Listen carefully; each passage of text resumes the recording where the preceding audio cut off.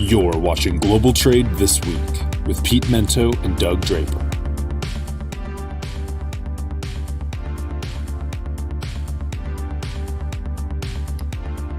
Hi, I'm Doug Draper, and with me is my good friend, Pete Mento, and this is Global Trade This Week. Pete, how you doing today? I am fantastic, Doug. How are you? I am doing pretty well. We talked a little bit about New Year's resolutions last week, and Pete, you shot over an interesting a picture to me this morning, which was a smoothie, and I think it looked pretty good. So I don't know if that was just for show or what, but how are things going? How many smoothies have you put down in the last week? I'm not having too hard of a time drinking the smoothies, living my life up here on the International Space Station. I lost 26 pounds in my first week, which when all you're doing is eating powdered foods and being miserable is not that hard. But I'll keep at it. I'll keep at it. Thank you so much for all the support. I'm being facetious with the support part, but no, it's the food is miserable. It's terrible. It's like being on a pirate ship and eating your hardtack, except there's no rum. I guess that's the big difference. And how are you on being present, Doug? Are you doing a good job being present? Yeah, I'd say doing a pretty good job. It's spot on so far. So what is it, day 11? And I've been present for 11 days in a row. So I think I'm set. Oh, that's touching. Good. Hey, before we get started, I have to call out our production crew. They did not listen to my music picks for last week when I implored them to listen to Talking Heads. I'm a little frustrated. It's not that big a deal when an old man close to death like myself just puts a little request out there. Is that too much to ask? Just to listen to a little bit of music. It's not like they have that much else to do other than condition their hair. So I asked them to listen to Talking Heads and they didn't. So I'm doubling down this week. Not only do I want them to listen to Talking Heads, but I'm also asking them to spend a little bit of time and listen to the Pogues. So this is a double music week. I want them to spend a little time listening to Talking Heads and the Pogues. And if the listeners or viewers have another band from the 70s, 80s, or 90s that they would like to mercilessly torture our 14-year-old production staff with, I guess we're taking requests. And we should probably bring that up, Doug. If people have questions, they can email us. Easiest email for me is pete.mento@mentollc.com. And Doug, what's the easiest email for you? Probably easiest one would be Doug_Draper @ACMD. So Alpha Charlie Mary David.com. Yeah, we would welcome feedback. And even if you want to, if you check out the show and want to make a comment at the bottom, obviously requests are welcome, and even topics, right, Pete? You and I do every week. We think of our topics. So if there's something we're missing or you want us to expand upon, please reach out to us. We'd welcome the feedback. It's a collaborative show, Pete. Not only are we forward thinking, that we've mentioned more and time again, we will take requests. We always want to have a lively and engaging conversation. So with that being said, old white progressive dudes. Yeah. Progressive. That's the key word. Progressive, present, and healthy. Pete, that's you. You're the healthy part. So there you go. Who's going first? Well, cool. This week? Me or you? I think you were going first, my man. You got a couple of good ones. I'll let you pick one or the other, and then we'll chime in. So topic number one, Pete, go for it. Anytime you have anything worth stealing, it's going to get stolen. So when that happens and when you're managing that and dealing with it, people in the security world are going to descend on it. They're going to have meetings, and they're going to manage it. Lucky, whether it's the good folks at TAPA or my friend Chuck Forsyth and his organization, Operation Vax. And today he put me onto an article that was backing up what we were going to talk about today, about the theft of the vaccines, of the COVID vaccines. and also about the destruction of COVID vaccines as well, and how it's happening more and more. And it really got me thinking about two things. First of all, that so many of these vaccines are being stolen, and that we are also still having the idea of our vaccine stolen. That people are hacking these companies, getting into their intellectual property, taking these ideas and doing who knows what with it. Although people were worried and concerned about the speeding up of the manufacturing of these vaccines and putting them out into the marketplace, in other countries, they could just be taking these ideas, mass producing them, and without any sort of work towards safety, and then slapping on the names of these companies who produce them. Also, I read an article recently talking about how they're concerned that the vaccine vials have 5 possible treatments in them, but the syringes can only do 3. So the package has 3 treatments, but the vial has enough for 5, so they're just disposing of the vaccine rather than giving it. Well, how are they disposing of the vaccine? Why are they disposing at all? So many problems associated with this. Reverse logistics, keeping it cold, who's making these decisions, who has the authority to do it. We're already in a situation where we're wondering whether or not we're going to have enough to hit our goals. At this point, they're saying it's not going to get to normal people like you and I, probably until maybe May, early June of 2021. It's a logistical process. It's a security process. And also it's an intellectual property process. These are the greatest ideas of our times, thought up of very, very intelligent people. And it gets back to that trade war. Have we done enough to secure the cyber security of our supply chains? And are we doing enough to secure the supply chains themselves? I don't get as involved with clients as you do, Doug, these days to talk about physical security.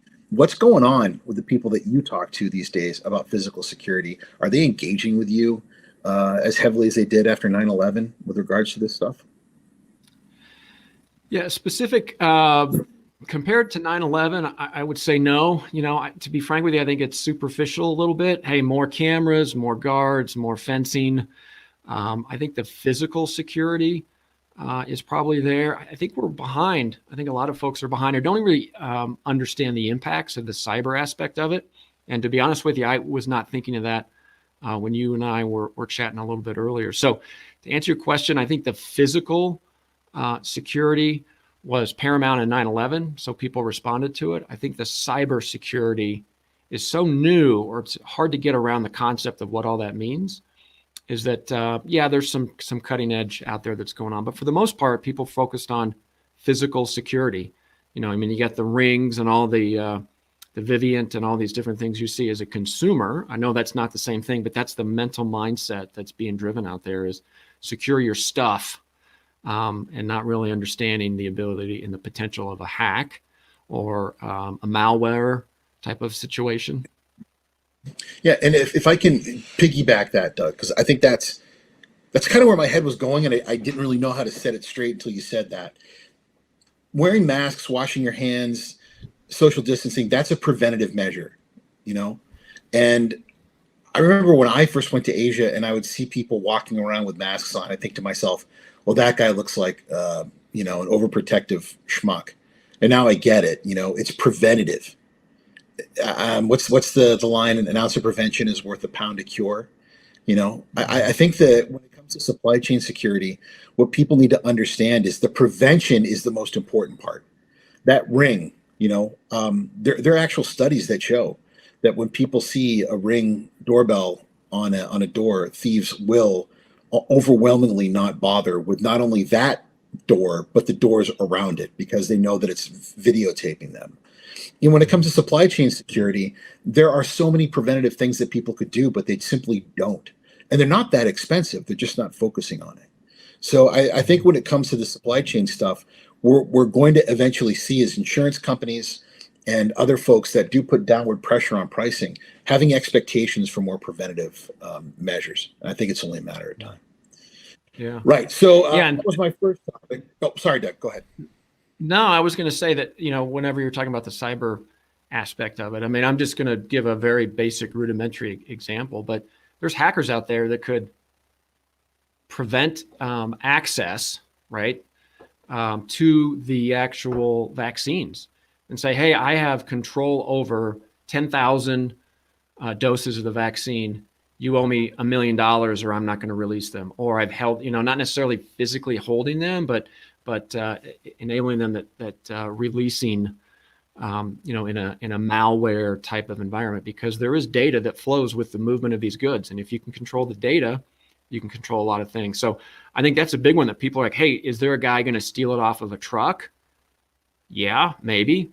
But is there a guy that can hold up the data and the flow of how things are moving and hold that hostage? I think that's a real scenario that most people are not thinking of. Yeah, I don't normally do I told you so stuff, Doug, and I don't normally hold grudges.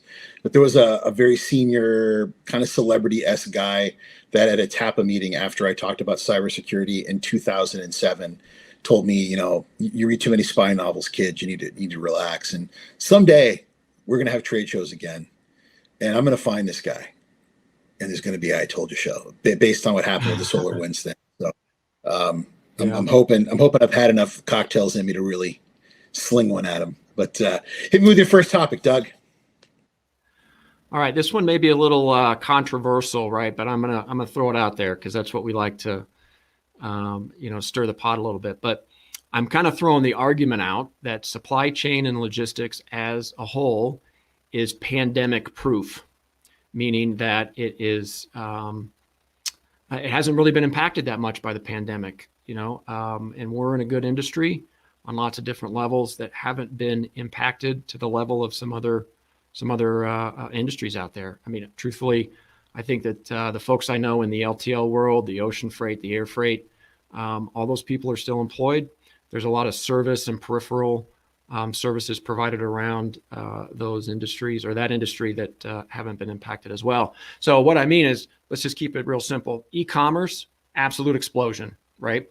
So if you're touching the delivery and the final mile delivery, your business has skyrocketed, right? I know that with air freight, there was a blip right out of the gate, but if you're taking airlines and commercial aircraft out of circulation, there is cargo that moves in those bellies, right? So you're taking supply out of the equation. And I think there's a lot more freight that moves in bellies of commercial craft than people may realize. So obviously that's driving up rates. You made some comments that the air freight rates in from China when the PPE was at its peak were stupid. I mean, it was $15, $18 a kilo from what I understand, which is just astronomical, right? So I think that's going on. If you look at the LTL world, things are growing. The amount of capacity is insane, and the full truckload is the same. I have some statistics I won't go into on all of that, but the bottom line is that our industry is coming out relatively unscathed. Now, there'll be some issues or some nuances and stuff like that, but I truly believe that the logistics and supply chain, although it may have had a blip out of the gate, is somewhat pandemic proof, and we're in a great industry moving forward in 2021. Am I off my rocker there, buddy, or what? Yes and no. I think that you're right in that our industry is exceptional, and it's full of people who always seem to find a way to bring order out of chaos. They're exceptional. This is an industry that creates people forged in fire, right? You don't make it in this business 20 years if you're not capable of finding a way to solve problems, complex, difficult problems quickly. And then other people see how you've done it and they improve on what you did. And those become industry standards, and we just get better and better and better. This is an incredible industry. So I agree with you. In the midst of this pandemic, people just got even more creative, and we found ways to make it happen. I think that when we talk about what you're saying is success in the supply chain, I would only say that that is true of moving goods. I think where we have bigger problems is in the broader supply chain. And in that, I mean from the production, distribution of product and actual, what I'm going to talk about in my second topic, of actually delivering product from purchase order through payment. I think manipulation of product is a different story from delivery of product, which I don't think we're giving enough credit. When someone writes a book about this in a couple of years, a lot of folks are going to say, how could you not have seen this coming? How dare you? But a lot of folks are going to say, wow, did they do an amazing job given what they were faced with? So yeah, Maybe it is to a degree. Maybe this is an industry where whatever you throw at them, it's going to have to be something worse than what we saw at Breakus. You might be right. Yeah. Yeah. Well, thank you. I appreciate that. So you said that dovetail into, yeah, I didn't know what to expect there, Pete. You could have ripped me up or not, but I mean, it's stuff. We're touching things. You can't virtually pick an order. You can't virtually make a delivery. And consumer buying habits are changing, and there's more individual deliveries happening than ever. There's more stuff that's moving through. So I think your point is that I may need to take a step back, which I think you're going to do here in a second, to talk about the entire end-to-end soup to nuts supply chain. But when you're talking about moving stuff, you can't do that virtual. There's a lot of stuff still moving, and there's even more stuff than before based on consumer buying habits. So anyway, that being said, what's your number 3? Yeah, my number 3 dovetails into that in an interesting way. I have wanted the new Ford Bronco for some time. I'm very much a Buy American guy when it comes to cars, motorcycles. And that's strange from a guy whose entire life revolves around moving stuff across borders, right? That my big purchases tend to have a big old American flag slapped on it, even though the components of it and even massive production parts of it could be from all over the world. But I'm excited to get my new Ford Bronco. And I got an email maybe 2 weeks ago telling me that my Bronco probably will not be available until the early fall, maybe even into November, December of 2021, possibly even 2022. And the more I read about it, it is because of everything from certain components of the drivetrain to chips, microchips and semiconductors that Ford is having a hard time getting a hold of. And as I read more, it's not just Ford. There are a number of companies outside of automotive, in aerospace, in electronics, even in just regular old consumer goods, everything from toys to kitchen gadgets that are having a hard time getting a hold of the chips that are necessary to run the interesting little electronic brains that we have inside of these things that are not being made in China anymore, but are being made in places like Mexico, being made in Canada, South America, Indonesia, Thailand, etc. Because China is either not exporting them anymore, or because of U.S. export restrictions, they're not being allowed to. There's a whole bunch of new companies that have been put on the export restriction list and entity list. Not all of them are Chinese, from other countries too. And it's making it harder for American companies to get a hold of them. And I believe that chip production in America is all but dead. So how are we going to manage our supply chains? Yeah, we can move stuff around, Doug, but if we can't get the necessary material to the places that we need so that we can continue to produce this stuff, it's really not going to matter how well we can move it around. So I was on endless calls today talking to people, all of them in foreign countries. I should probably preface this by saying that, about what I think the Biden administration is going to do regarding our issues with China. And every one of them more or less was sort of asking me, are we going to roll over and end this thing with China? And, going back to the first topic I had, are we going to let intellectual property rights more or less fall to the ground and allow continued theft of ideas so that supply chains can continue to flow? It's really what this comes down to. And, we're two guys, let's face it, man, both of us our livelihoods are based on the free movement of goods around the world. And right now, free movement is kind of up to two guys, one in DC and one in Beijing. Yeah. It's interesting. One word that you said just a minute ago was roll over, right? What's going to happen? Is our government going to roll over? And when you hear the term roll over, to me, that means that you've lost or you've given up the fight, right? So it'll be interesting to see what the perception is of that, because, rolling over means, I guess, that we're going to say, take a back seat and I guess China wins. If there is winners and losers, and that may not be the right terminology, but when you said roll over, to me, that was the first thing that came up, is that rollover means there's a winner and there's a loser. And I think it needs to be collaborative, and that's a little bit more complicated than just rolling over. But who knows? You sound like Henry Kissinger right now, Doug. You sound like Secretary Kissinger when you say that. Well, I got I got the glasses. They're not as black and thin and black rimmed, but I am sporting the spectacles on that one. So interesting. Yeah, I come off Good more point. as a nationalist than a globalist.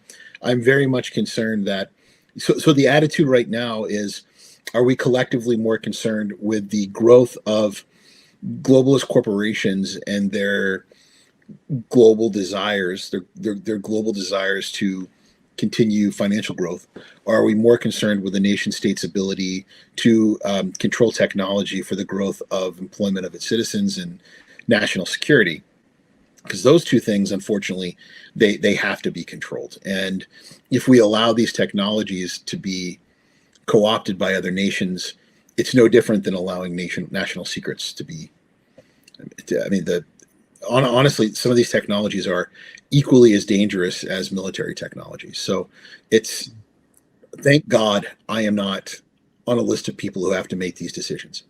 And I don't get into politics on this stuff. And this is getting dangerously close to it. But they're terrifying. And we really have worked super hard as a country to lower licensing requirements across all kinds of fields to make it easier for America to export to people. But we seem to make it harder and harder to export to China. So maybe I'll just leave it at that. I'm excited to talk about your next topic. And last week, I think our show was like an hour and 35 minutes or something. So I should just shut up and let's get to topic number 4. All right. Topic number 4. I'm going to take the terminology. I'm gonna borrow it, if you will, from another podcast I listened to that has nothing to do with supply chain logistics. So I feel comfortable that I can use it. But the term was called dispersion. And how that relates to transportation is that there's technology and advancements out there that are going to disperse the ability for people to provide services in the logistics world, and push that out to people. And maybe the urban or Uberization of the industry may be the right term. And I was trying hard to articulate this one. So I'm just going to use some examples, Pete. I'm always can help things wrap around my brain in that fashion. But I think before I made mention that satellite warehouses, in the sense that it's not owned by the company, but they're pushing it out and giving technology to you as a consumer in your garage to be able to do that final mile delivery, because you have to have 1 or 2 day delivery or people are going to eject from the shopping cart. And I think that there's the technology out there that's pushing that allows you to be able to, let's put a bunch of stuff in market. We know what that market likes. We know what that market tends to purchase. Let's put a bunch of stuff in there. Let's put it in a bunch of people's garages. They do the distribution, and then they can either assist or get involved with the returns process. But once stuff gets into market, don't let it leave the market unless it's a last resort. Because if you do reverse logistics in that example, to get it back to a central hub, you're just pissing away all kinds of money. And there's always been the challenge of how to manage returns. So my point is that technology is going to disperse the ability to have forward warehousing in that instance. So that's the dispersion of the technology.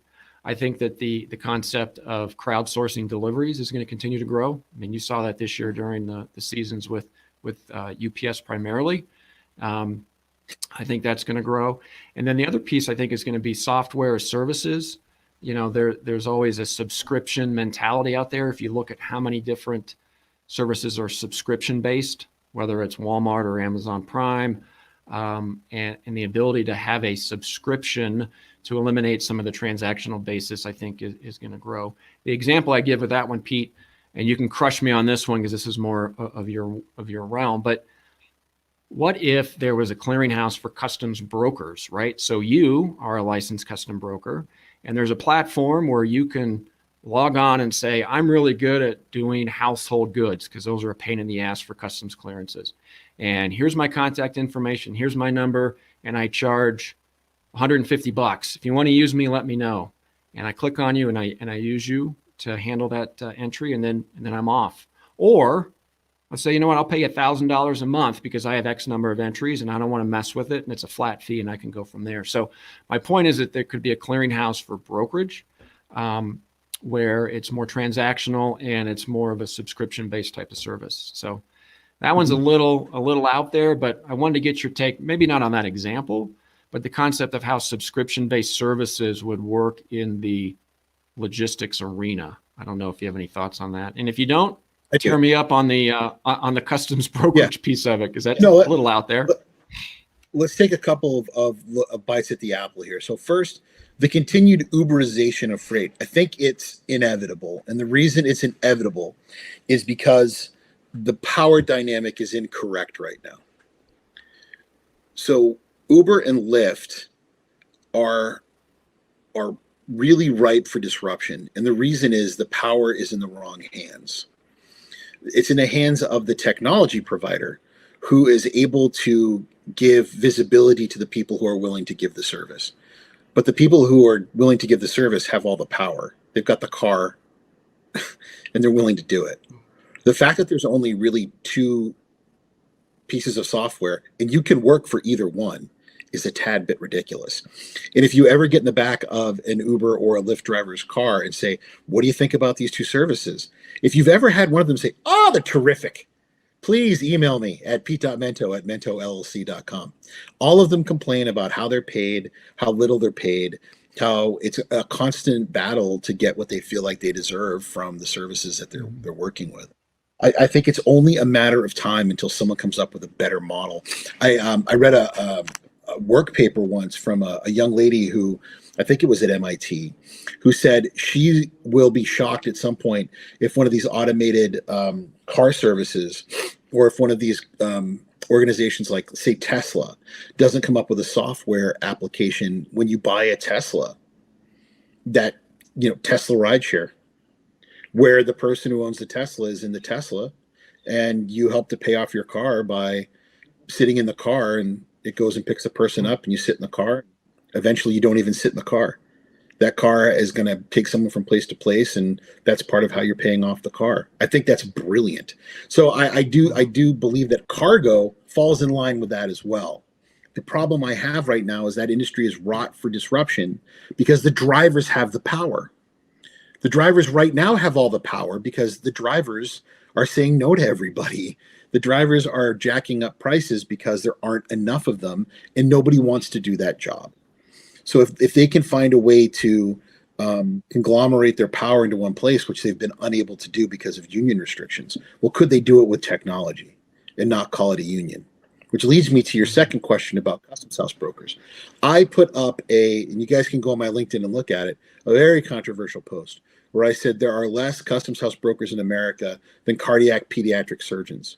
A cardiac pediatric surgeon in America makes somewhere in the neighborhood of $600,000 a year. The typical customs house broker in America makes $150,000. Why? Why are our skills less valuable? Is it because of scarcity, or is it because we're less valuable?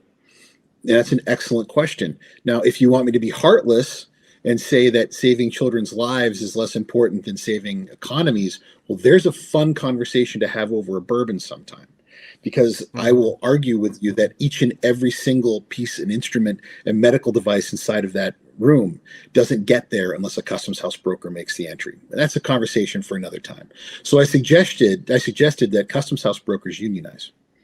And the conversation was fascinating that came out from underneath it. But the point you were making was, could you do a service where a broker says, hey, I'm Pete Mento, I'm particularly good at blank when it comes to brokerage? I think the answer is actually different, Doug. I think that the answer there is we are going to automate ourselves to being less and less important.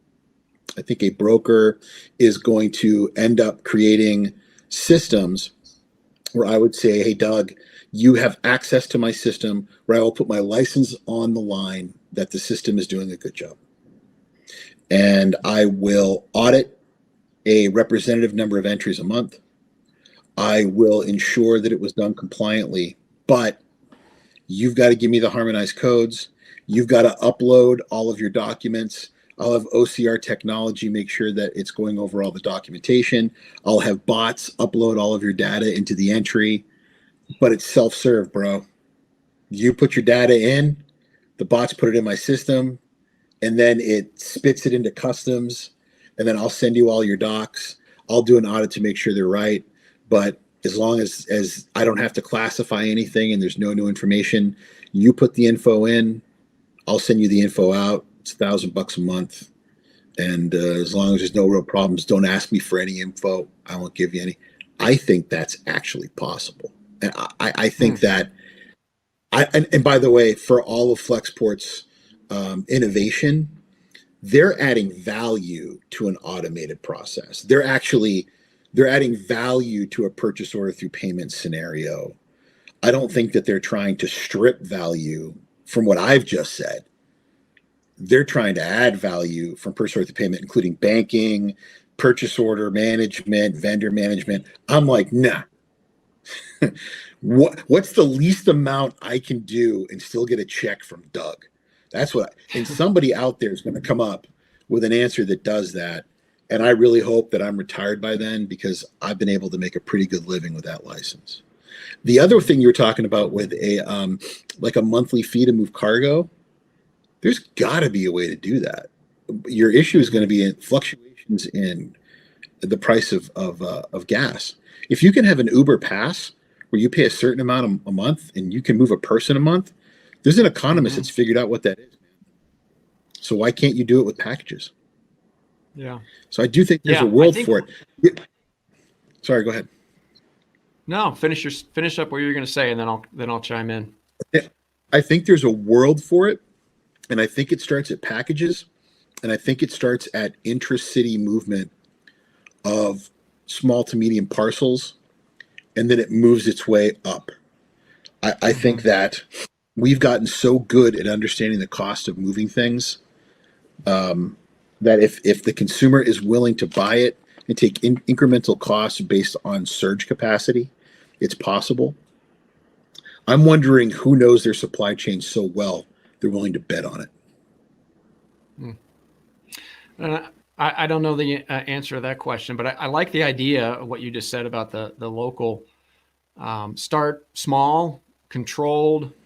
If it doesn't work out, you can always turn it off. The challenge with a lot of the local courier type work, it's a lot of mom and pops. You and I could open up a courier operation and just, you're in your truck and I'm in a man in a van with a plan, where the technology is not as important. But I get it. I completely understand that it needs to start somewhere. And at some point, it's like, you know what, Pete, here's $1,000. I don't care if it's $17 or $18 or $14. Give me the ability to ship 100 packages. I'll pay you $1,000, and maybe you'll crush it, and maybe you won't make as much money this year or this month, and maybe you'll lose some. But I'll pay you the money. It's guaranteed revenue to you, and I just don't want to deal with it. At some point, that's going to come. I don't know if it's going to come at these monstrous shippers, but I like your idea of the local guys giving it a whirl. What we're not putting into this equation, though, Doug, is customer satisfaction, is client satisfaction. If we're the client, it's one thing. But I think if we're delivering to a client, it's another. I don't know if I'm willing to put that bottom of the barrel pricing attitude into play if client satisfaction is in the balance. If it's a internal shipment from Mento Corp to Mento Corp, I might be a little more cavalier. I might not, but I think it's a little harder if my client is dependent on something and I'm like, oh, I shipped it on this thing where I pre-purchased all of my movements. Just sit tight; it'll get there when it gets there. Better late than never. Better late than never. LTL's got it for you. Everybody, be cool. I'm not sure that's the case, but as we get better and better with understanding how to use these marketplaces, the people who have the power have the means of production. And I hate to sound like Karl Marx here, but in this instance, the folks that are driving the trucks are going to eventually be in a position where they have the ability to conglomerate that power on these platforms. And when they do that, there'll be a shift. I just don't know when that's going to happen. Mm-hmm.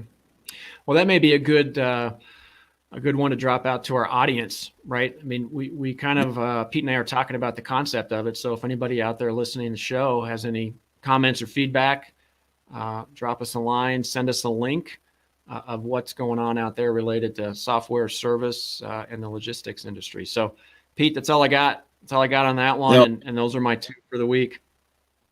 So, you know what? It sounds like we should probably get our own email address. I guess we can talk to the powers that be about that. But thanks a lot, Doug. As always, if you want to hear more of the supply chain brilliance that is Doug Draper, you can check out his stuff on Uptime Logistics.